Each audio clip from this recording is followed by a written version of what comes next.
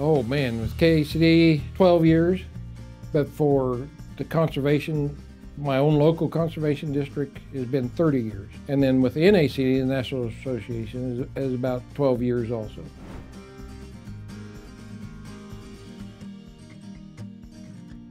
Well, originally when I got on my local board, I was asked to. Back then I was young, I had no clue what was going on, but I was always interested in conservation. My father farmed, and he did several conservation practices through his time. He built ponds, he had terraces built. He was one of the first ones in our area to transition from one-ways to sweep plows, what we call sweep plows or stubble mulch plows.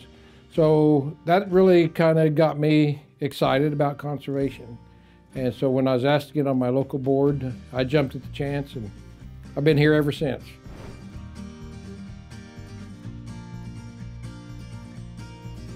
To build soil health, to conserve our natural resources, for future generations. We came through the Dust Bowl and we lost a lot of our topsoil back in the 30s. We're still trying to build our topsoil back from that event. And so, yes, conservation has always been important to me. I love wildlife, I love the animals, I love the soil, I like to watch the plants grow. And so we have to conserve our natural resources, not only for future generations, but for national security, even food security. I mean, that's very important for our nation.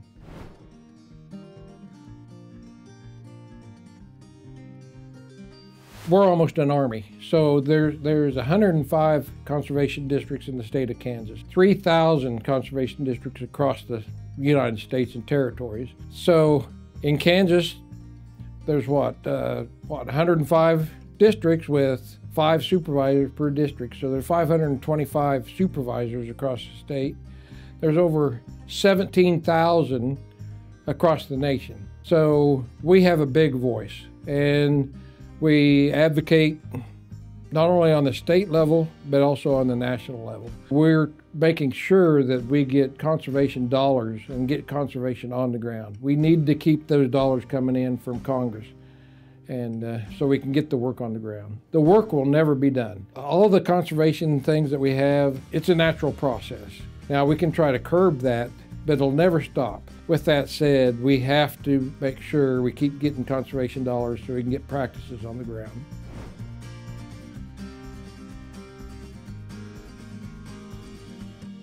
One is invasive species.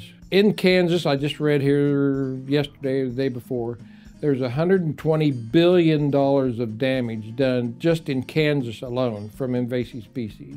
And then when you're talking on a national level, there's around $420 billion worth of damage within the United States a year. That's annually. So we really need to curb that.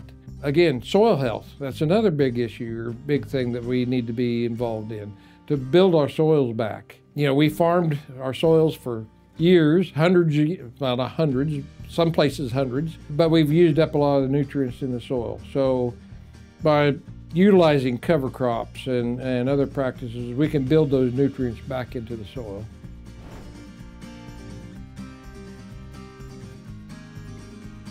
Well, in my area, I'm from southwest Kansas, so we're on the Ogallala Aquifer. So one of the things I'm proud of in my area is restoring playa lakes. Now, if you don't know what a playa lake is, it's a shallow depression out on the prairie or out in the farm ground that when it rains, it collects water, and then that water permeates back down into the aquifer.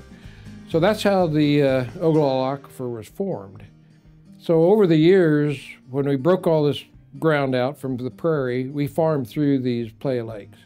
And what happens is it seals that off. So when it does rain, water stands in these playa lakes, and everybody thinks, oh wow, look at that, it's a great wildlife benefit. We have water out there. The problem is that water's not going down. It's been sealed off, and so the water essentially evaporates. So it doesn't get back to the aquifer to recharge the aquifer. So I've been with several projects involved in restoring playa lakes in southwest Kansas. The one thing that I guess I've been kind of proud of is the fact that when I go to Washington, D.C. now and people see me, they recognize me and know me. So that's kind of unique, I think. And that's very important. If we want to get programs and stuff for conservation, you have to build those relationships. Those guys get bombarded every day by organizations that come in and the first thing they do is, we want this, this, and this. Well, that's fine, but they don't build that relationship. So when we go in and talk to our congressmen or senators, you know, it's on a personal level. We get to know them, we get to know their families, you know, their hobbies, you know, and they trust us. And so when we go talk to them, they believe what we're saying, and that's a really big benefit.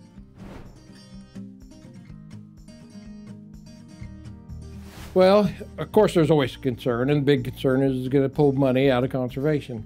But with that said, you know, over the years, NACD, the National Association, has worked with multiple administrations. And the one thing about the National Association is we work on both sides of the aisle, Republicans and Democrats.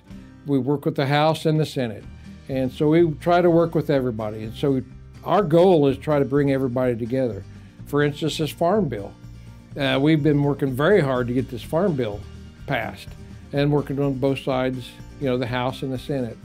And everybody knows how difficult that is. But with the conservation title within the farm bill, we have gotten them to come to agreements on all the provisions that NACD wants to see in the farm bill. It's the other parts of the farm bill, the food stamps, you know, I don't know what all is in there, but a very small portion of that is actually conservation that is in the farm bill.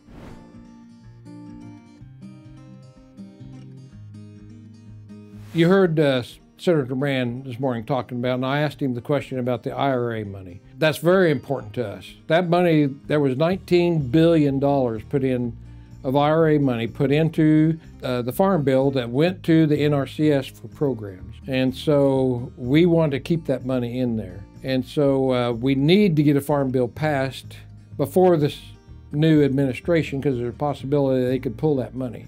It doesn't look like we're going to get it passed, but now there is a provision, and I think a bill has been introduced to keep the remaining IRA money within the farm bill baseline. But again, that has to pass before this new administration takes over. So there's a big push to get that passed.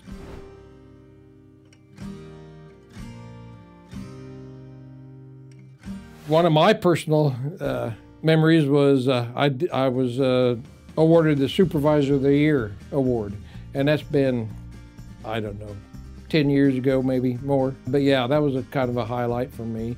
And then, of course, being nominated and voted on to become on the KACD board, that was a highlight. And then another is being voted in as the president of KACD. So I'm pretty proud of that.